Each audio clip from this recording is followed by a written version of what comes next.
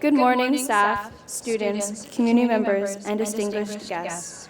Today, September 11, 2018, marks the 17th year anniversary of the unforgettable tragedy that changed our country forever.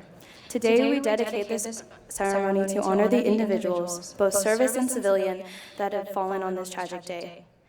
Each year, we have the freedom to come together and remember and reflect on the events of that horrible day in our history. At this time, I would like to acknowledge our distinguished guests of this morning: Board Member Robin Christ, Board Member Ken Dickinson, Chuck Ekstrom, Felix Fernandez, Gavin Harrison, Pat Kelly, Board Member Linda Lunn, Bill Olian, and Shanisha Ridley, Mary Walters, I'm sorry. And that's it. We thank you for attending. Now please stand and remove your caps for the presentation of colors and the singing of our national anthem, performed by the VMHS Choir and Air Force JROTC.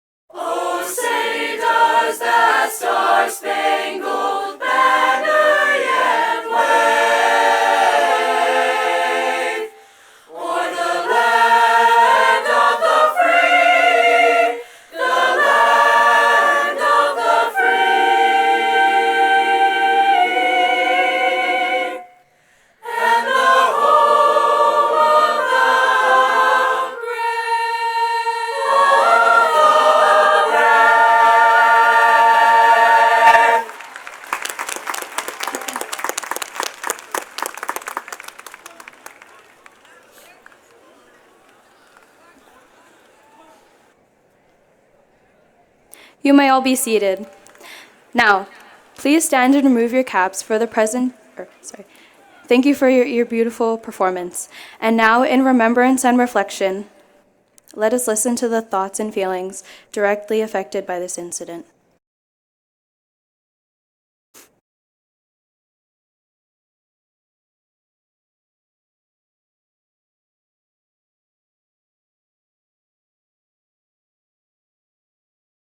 Please welcome Mr. Wager for his comments this morning.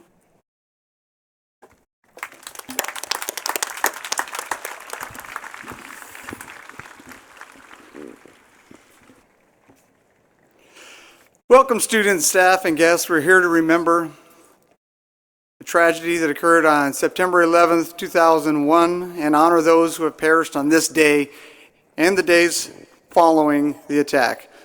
I want to thank our Air Force JROTC cadets and instructors for organizing this event for us, and I also want to welcome our dignitaries who have joined us this morning and who were just announced earlier. I also want to thank our other distinguished guests from around the community, including the representatives from our fire and police departments, and to our teachers and students for attending this event on this beautiful morning.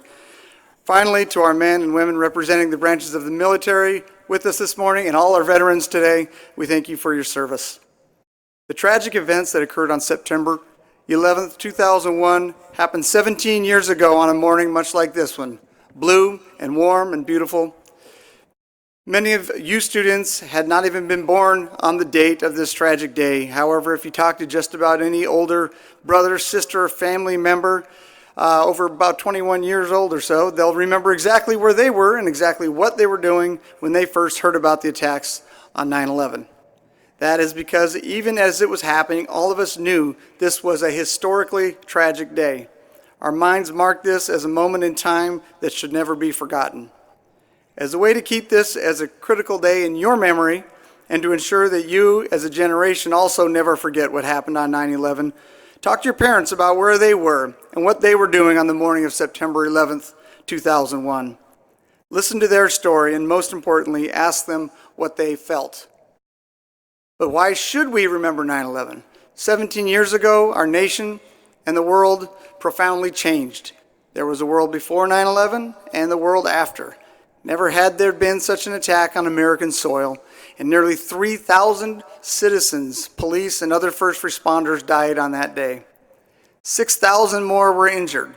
These were not soldiers in battle, but mostly everyday people going about their day, working in their offices, on their way to work, flying out on business, and visiting relatives. Others were heroes, men and women rushing into burning and smoke-filled buildings while most of the people were rushing out. These heroes were men and women who gave their own lives to save the lives of others. Their lives and the lives of their families were permanently and terribly altered on that day. Before 9/11, terrorist attacks such as these were something you only saw on TV, happening in other countries to other people, but this was something that happened to us, on our home soil. The entire nation and the entire world changed. We lost our sense of security, safety, and the naive belief that no one would ever attempt an attack of this magnitude on the United States. Our resolve was then and is still now strong. The terrorists intended to break us down and make us more fearful. The opposite was true. Through this tragedy, we became more unified, more resolute, and more unyielding to the belief that the ideals on which America was built and freedom itself was a fight we would and could stand up for. We vowed as a nation to not let this attack change our way of life or cause us to live in fear. The reality is, though we do remain strong and proud as Americans, this was an event that transformed our view of the world and our place in it. Students, it's important that even though you do not have a direct recollection of 9/11 and that you only know a world that is post 9/11, that you remember this event, learn from this event, and always keep a special place of honor for those who have passed.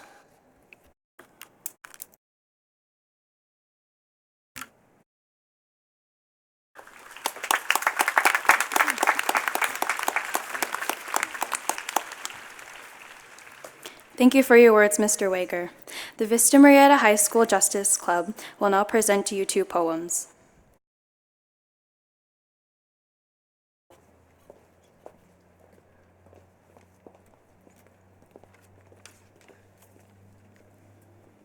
Hi, I'm Cassidy Lovell. I'm the Criminal Justice Club president here on campus, and I'll be reading a poem I wrote titled Our Heroes. America the strong, America the great, fell victim to an attack of terrorist hate. Into two towers, two planes did crash, but America the phoenix did rise from the ash. Today we fall silent so that we may mourn the heroes that died, the duties they'd sworn. Our heroes had courage, our heroes were brave, lost their own lives, countless others they saved. So for them, today, we must remain strong, though what happened was cruel and terribly wrong. America, resilient, persists through it all, and angels rise when towers fall. In the rubble of today lies our hope for tomorrow, for a world without pain and a world without sorrow.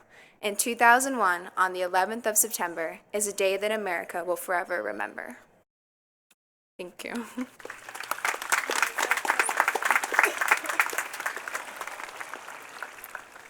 Hi, my name is Zipporah, and this poem is titled Naive. I was a naive girl back then. Walking with almost a skip in my step, New York was my home. When I walked the streets, I was walking the halls of my apartment. The rhythmic sounds of cars and chatter were the music, radiating from my TV. The people rushing past me were not strangers, but neighbors, extensions of my family. It was so familiar, comforting. All until that day, September 11th, 2001. I was walking through the city going nowhere in particular when it happened. My home was seemingly struck by an act of misfortune. The leftmost tower was brought down by a plane. When the second plane hit, the fear set in. It was no mere coincidence. My home was under invasion. I stopped dead in my tracks as black plumes of smoke filled the air. The city's music turned to screams of terror, gasps of disbelief. The bodies of friends burned or flung themselves to their ultimate demise. And that afternoon, I lost neighbors, mothers, fathers, sisters, and brothers. My home was no longer a solace, but the epicenter of destruction. I would always hear stories about terrorism, just like the many reports of robberies on TV. It always seemed that it was so distant, as if it would never happen to me. As if my nation, my home, was protected. The war, the screams, the blood, it all seemed so distant, until it was brought to my doorstep. I was naive then. The atrocities like what took place 17 years ago today do happen, and they will continue to happen until something is done. On this day of remembrance, I ask you not to mourn the loss of your fellow countrymen, but to also remember the tragic events of the past and learn from them, so that someday they may never, ever be repeated. Thank you.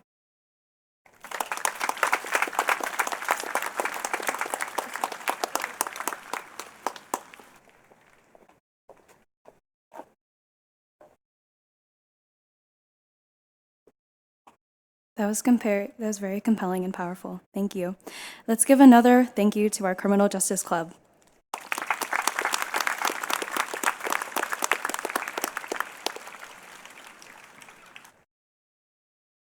Our flag still waves in every state, in every city, and every community the morning after September 11th, 2001. Regardless of race, color, or creed, Americans dusted off their flags, bought new ones, or made their own. Now, flags freely wave across our nation. Now, please give your attention to Reggie Narakawa, Jarrell Palandi, Derek Wynn, Christopher Farnsworth, David Rangel, and Jacob Monzon as they fold the American flag with 13 folds, narrated by Cadet Lieutenant Colonel Bianca Escaro.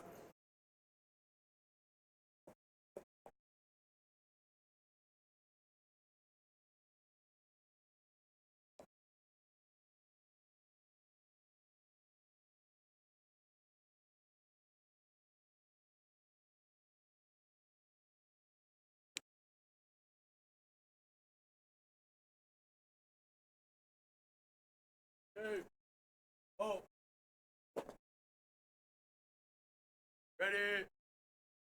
Face.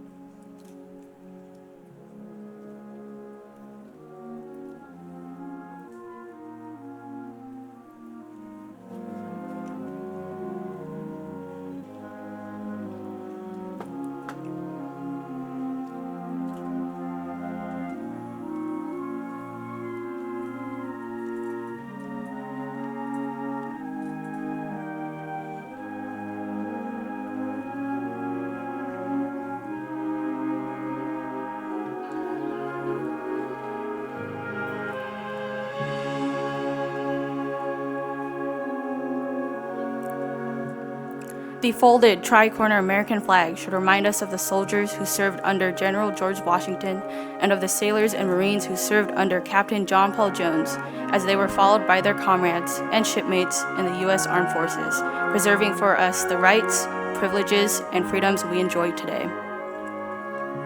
Fold 1.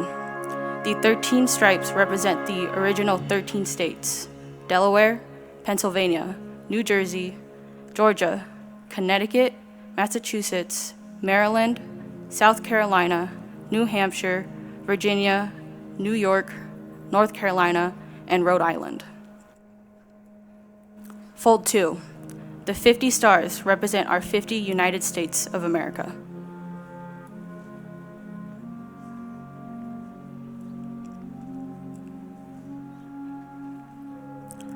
Fold 3.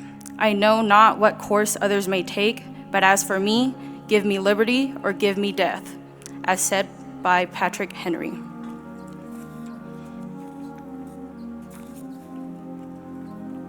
Fold 4. These are the times that try men's soul. The summer soldier and the sunshine patriot will, in the crisis, shrink from the service of their country, but he that stands it now deserves the love and thanks of man and woman, as told by Thomas Paine.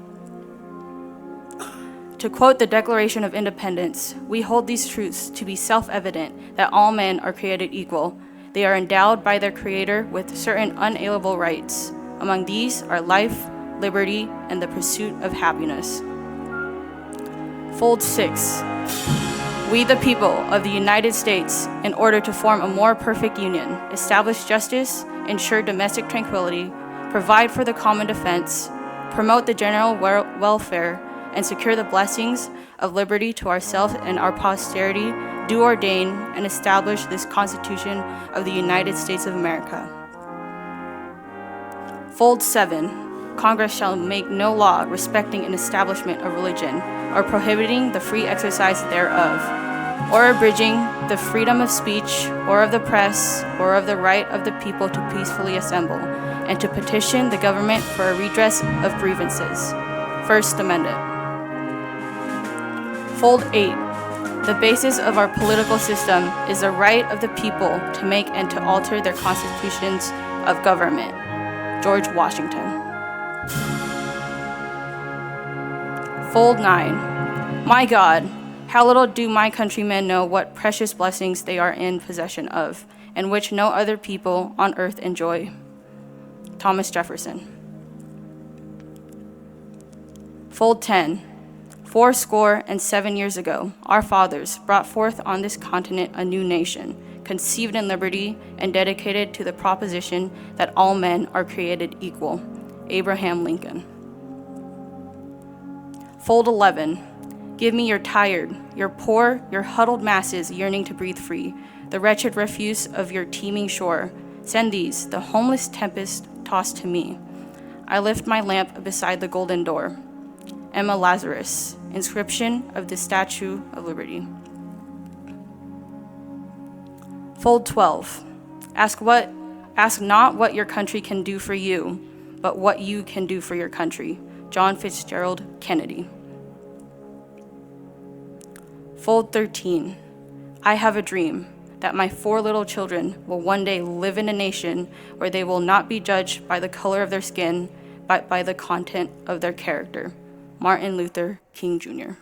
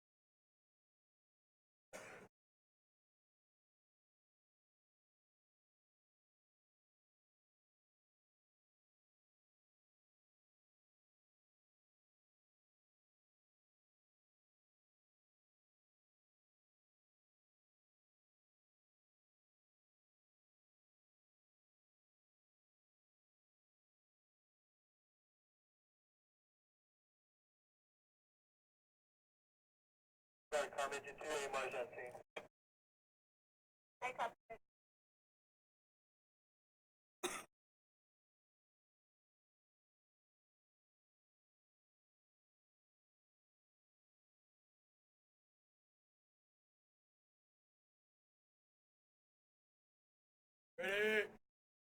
Pace. Forward. March. Left. Left. Left. Right. Right. Left.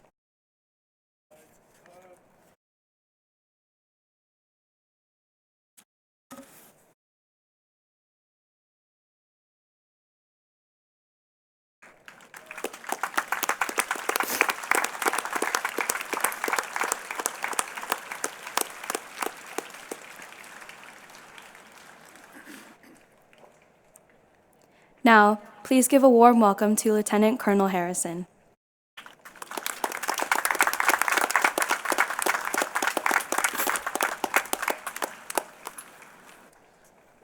Good morning. First, I'd like to thank Mr. Pat Kelly and the Murrieta Valley Unified School District and all of their superintendents and representatives here today, the members of the board, Mr. Wager and all the administrators here at Vista Murrieta High School, my fellow teachers, and this tremendous Bronco student body for taking some very valuable time to remember and to commemorate this important day in our nation's history. As Mr. Wager pointed out, many of you were not born on September 11th, 2001, but our guest speaker today was definitely born. In fact, he had been serving in the United States Air Force for some time on that date. And interestingly enough, he is still serving today, which all adds up to mean that he's giving a massive portion of his life for the cause of freedom and to keep this country safer for all of us. Without further ado, I'd like to introduce the hardest working man I ever met in the U.S. Air Force, Chief Master Sergeant Felix Fernandez.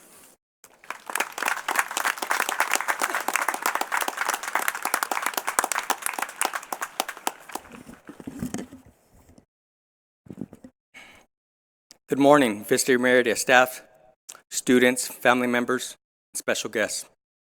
Thank you for coming to today's special event to honor the memory of all the friends, family members, and military personnel that were impacted by the attacks of September 11th, 2001. My name is Chief Master Sergeant Felix Fernandez. Just a little background about me. I grew up in La Puente, California, and graduated from Bassett High School. Just like many of you, I had big dreams after graduating high school. My dream was to become a Major League Baseball player.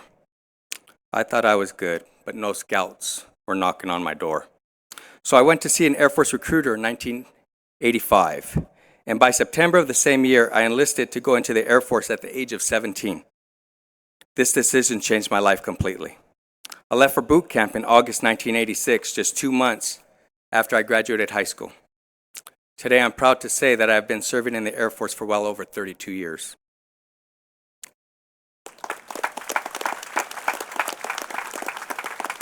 Enough about me. We're here to celebrate the kindness and resiliency of the human spirit of what we know today as 9/11. September 11th, 2001 began as an ordinary day, people working, going to school, or any other activity. I'm sure everyone remembers exactly what they were doing when they heard the news of the World Trade Center being attacked by hijacked aircraft. For me, I was on my way to work, driving down the 215 freeway to March Air Force Base. Upon my arrival to work, I got out of my car and grabbed my things to go into the office. As I was entering the building, there was a cry from across the parking lot. It was another chief telling me that the World Trade Center in New York City had just been hit by 2 airplanes. As I entered the office, myself and many others turned on to the news to find out that the attacks on the United States were not over. There were 2 other hijacked airplanes. The 3rd airplane flew into the Pentagon just outside Washington, D.C., and the 4th airplane crashed in a field in Shanksville, Pennsylvania. This was a coordinated attack by the Islamic terrorist group Al-Qaeda. More than 3,000 people died on that day, and it will be etched in my memory for the rest of my life, as it is for so many others. Despite these heinous attacks, the resolve of the people that lived through 9/11 forged a unity that cannot be explained.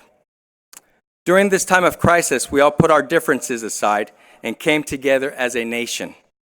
We mourned as a nation, and we fought as a nation. On this tragic day, while the World Trade Center buildings were collapsing, we saw ordinary people choose self-sacrifice in the face of death around them in order to help others.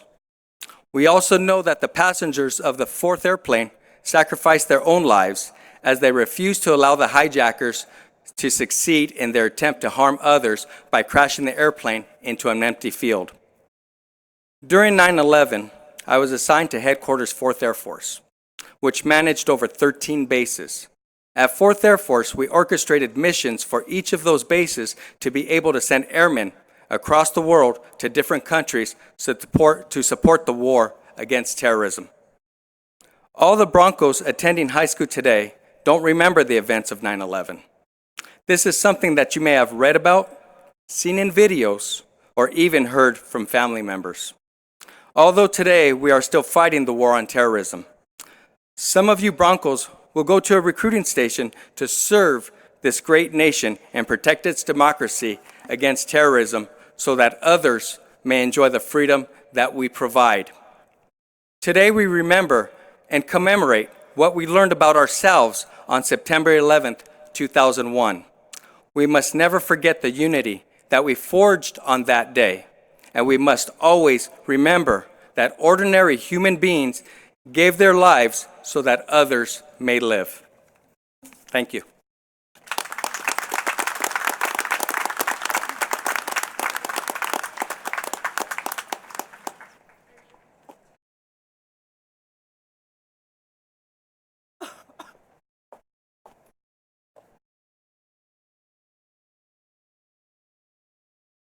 Thank you, Chief Master Sergeant Felix Fernandez.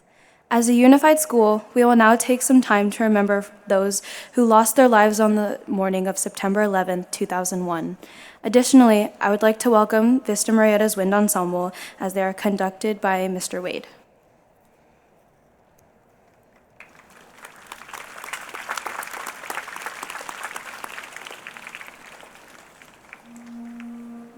The people of the United States greatly relied on first responders and the United States military to protect our freedom.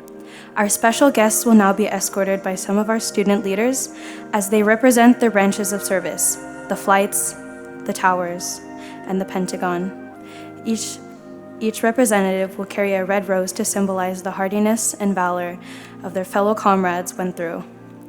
Our student leaders will carry a white rose to symbolize the remembrance of our generation, that we will carry on and we will never forget September 11th, 2001.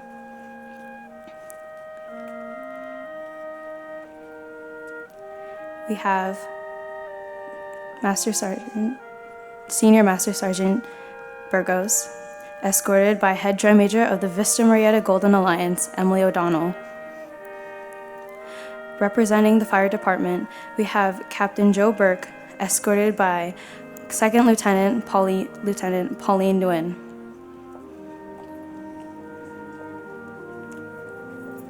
Representing Flights 11 and 175, we have First Class Matthew B. Morton from the United States Army, escorted by Link Crew Treasurer Josh Kirby.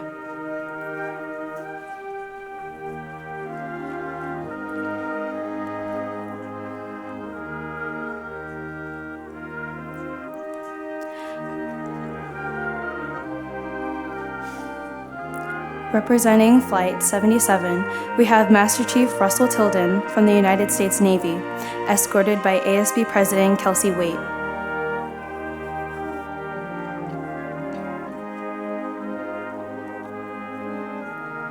Representing Flight 93, we have Staff Sergeant Daniel Mester from the United States Marine Corps, escorted by BBC President Chelsea Duran.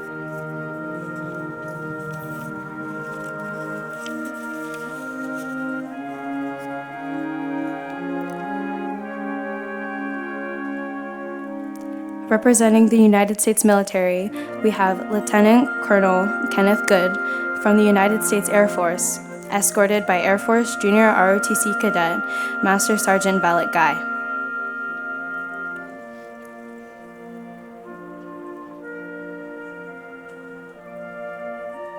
Remembering the towers and Pentagon, we have Commander Scott Lee Saunders from the U.S. Coast Guard, escorted by Speaker of Senate Mila Webster.